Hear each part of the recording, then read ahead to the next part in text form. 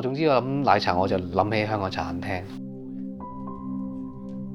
其實你香港你可能好方便，落去樓下茶餐廳你隨時飲到，或者日日都會飲超過一杯以上。咁但係嚟到英國嘅時候冇得飲嘅喎，好多朋友都話喂，好耐冇飲過啦咁樣。即係你由你本身日日都會去飲嘅飲品，突然間去到地方你冇得飲嘅時候，咁你特別掛住啦。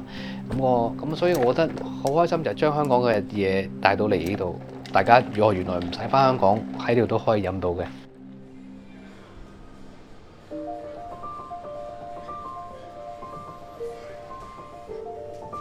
我個奶茶品牌叫 Trini 就係我個女個名嚟嘅。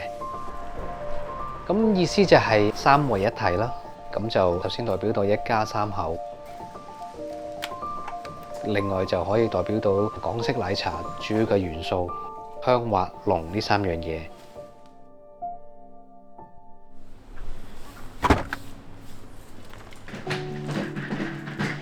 最緊湊嘅時間就係送完個女返學，即係送埋課返嚟個開始嗰刻係最緊湊嘅，因為你要快啲完成咗頭半嘅工作先，即係沖好晒啲茶。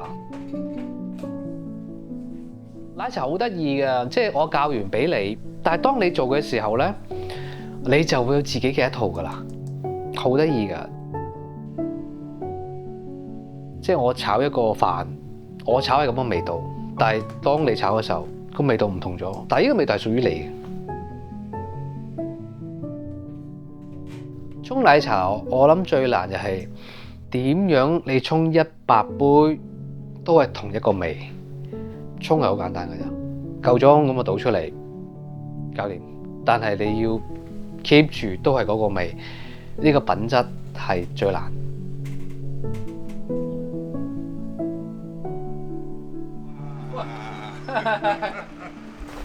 喂，榮哥，咁你而家去參選喎？你咁趕時間你嚇？嗱，呢個就係變咗就係我自己嘅計劃啦。嚇！我最初諗住農夫就係我叫 Ewing 啦，咁佢喺呢度，我主要係將我沖完奶茶嘅茶渣係供應俾佢去堆肥種菜再用。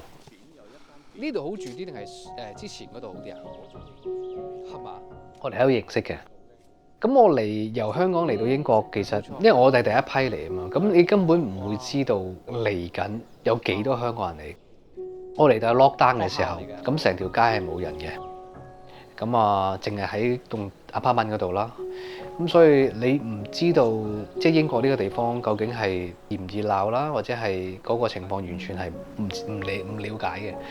咁所以就好擔心，究竟我喺度做我嘅生意嗰個前景係會點呢？我呢個奶茶生意最深刻就係最初頭我係去得好快，好快嘅時候就大家柴咗火。當時我就點都要繼續，因為我淨係同自己講，我得前邊呢個方向，我冇後邊，我冇左冇右，我只係得呢個方向。咁當有空餘嘅時間呢，沖茶好或者係停落嚟嘅時候好呢，都會諗點樣去再進步自己。譬如事業上啦、味道上啦，咁其實我都有進化嘅，即係譬如我會加啲唔同嘅味道，去適應唔同人嘅口味啦。譬如 Earl Grey 咁樣，我希望可以外國人會易接受啲。哦，同香港人之間，即係有一杯奶茶，而其實就可以聯繫到好多話題啦。其實就係一個好奇妙嘅感覺，就係當佢哋飲我嘅奶茶嘅時候，佢哋有好多感慨或者一個回憶。係呢個好感動，有個女仔喊，即係點解你要喊？有冇杯奶茶你喊？咁原來佢就話佢太感動啦，佢10年冇飲過，哇！跟住我都喊，真係爭少少喊。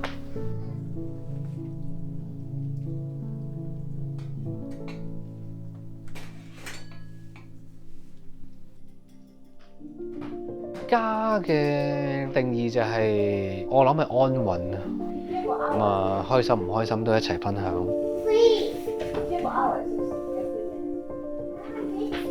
佢當然佢而家知我做緊奶茶啦，亦都知道個品牌個名係佢自己個名啦。佢自己親眼見到喺超市見到佢爸爸嗰個奶茶啦，佢即刻捉住我啊，爸爸奶茶咁樣。咁但係背後就係要知道，原來係慢慢建立出嚟㗎咯。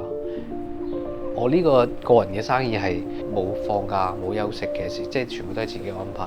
咁呢個係我覺得係話到俾佢聽。啊！爸爸每日都咁辛苦去做呢樣嘢咧，咁我又可以帶到個信息就係話，哦，原來你要做好一件事咧，係真係要全心全意去做，你先會有嗰個結果出嚟咯。